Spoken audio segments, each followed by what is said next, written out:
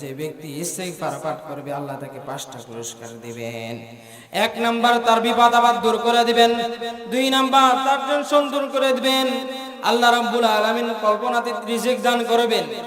4 number তাকে শাস্তি দিবেন না,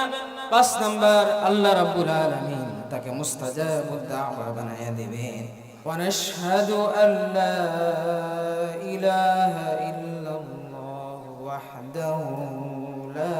শারীকা লাহু ওয়া আশহাদু আন্না মুহাম্মাদান আবদুহু ওয়া রাসূলুহু الذي أرسله بالحق بشيرا ونذيرا وداعيا إلى الله بإذنه وسراجا وقمرا منيرا أما بعد فأعوذ بالله من الشيطان الرجيم সবাই বলেন বিসমিল্লাহির রহমানির রহিম ইয়া আইয়ুহাল্লাযীনা আমানু তুবু ইলাল্লাহি তাওবাতান নাসুহা সাদাকাল্লাহুল আযীম وقال رسول الله صلى الله عليه وسلم التائب من الذنب كمن لا ذنب له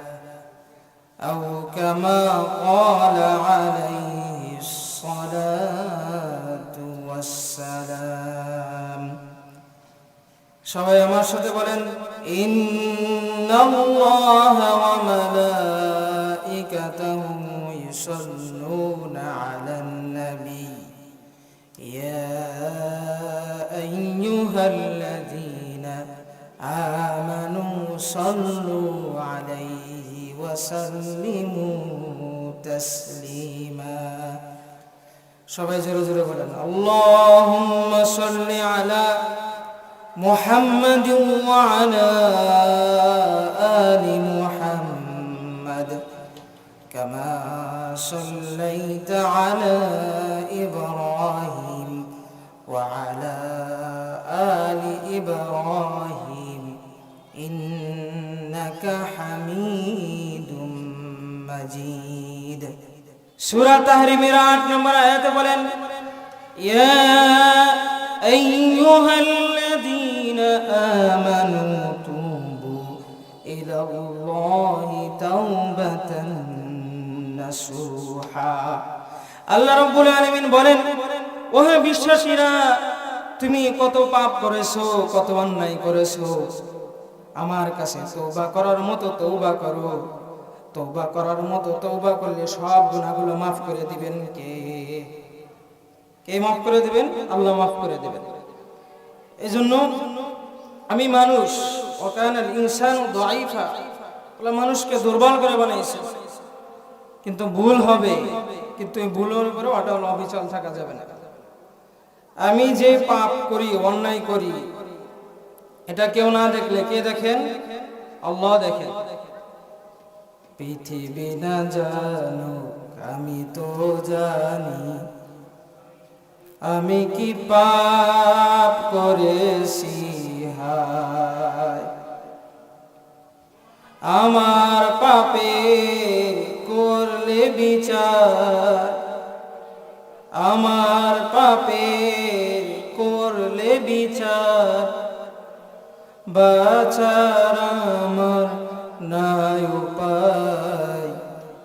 দয়াময় প্রভু মাফ করো